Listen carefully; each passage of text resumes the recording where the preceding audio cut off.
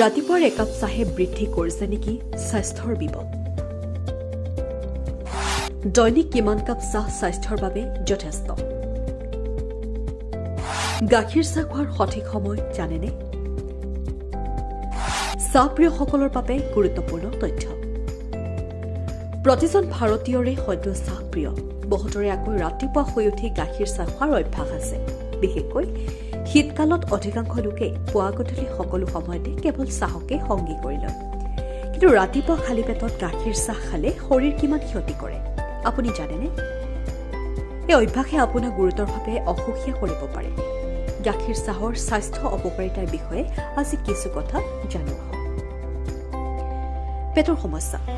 অত্যাধিক গাখীৰ চাহ খালে পেটৰ সমস্যা হোৱাটো খুবেই স্বাভাৱিক কথা হয় চাহত কেফেইন থাকে যিয়ে পেট ফুলাৰ সমস্যাৰ সৃষ্টি কৰে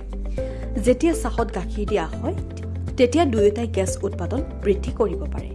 চাহত পোৱা টেনিনবোৰে পাচন তন্ত্ৰক যথেষ্ট পৰিমাণে ক্ষতি কৰে যি পেটৰ বিষৰ কাৰণ হৈ পৰে কোষ্ঠকাঠিন্য চাহত কেফেইনৰ উপৰিও থিঅফিলিন থাকে অত্যাধিক চাহ খোৱাটোৱে শৰীৰক ডিহাইড্ৰেটেড কৰিব পাৰে ইয়াৰ ফলত আপোনাৰ কোষ্ঠকাঠিন্যৰ সমস্যা হ'ব পাৰে উদ্বেগ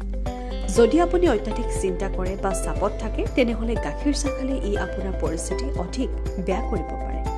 সেয়েহে যদিহে আপুনি ইতিমধ্যে অনিদ্ৰা আৰু ইয়াৰ লক্ষণত ভুগি আছে গাখীৰ চাহ খোৱা পৰিহাৰ কৰিব উচ্চ ৰক্তচাপ অত্যাধিক গাখীৰ চাহ খালে শৰীৰত ৰক্তচাপ বৃদ্ধি হয় ৰক্তচাপৰ ফলত বহুতো স্বাস্থ্য সমস্যা হ'ব পাৰে যিসমূহ নিয়ন্ত্ৰণ কৰাটো খুবেই কঠিন উচ্চ ৰক্তচাপৰ ফলত হৃদযন্ত্ৰৰ সমস্যা হয় যাৰ ফলত হৃদযন্ত্ৰৰ আক্ৰমণ হ'ব পাৰে ডিহাইড্ৰেশ্যন গাখীৰ চাহ খোৱাৰ ফলত শৰীৰত ডিহাইড্ৰেশ্যন হয় ইয়াৰ আটাইতকৈ ডাঙৰ কাৰণ হৈছে ইয়াত থকা কেফেইন সেয়েহে খালী পেটত কেতিয়াও গাখীৰ চাহ খাব নালাগে বিশেষকৈ চেনি দিয়া গাখীৰ চাহ ফুলতো মুখত নিদিব মূৰৰ বিষ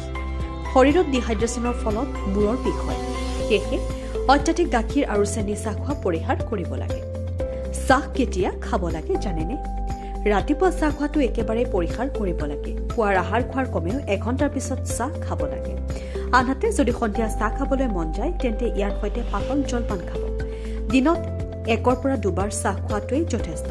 ইয়াতকৈ অধিক চাহ খালে ই স্বাস্থ্যৰ ক্ষতি কৰিব পাৰে নিউজ ডেস্ক ৰিপৰ্ট NETV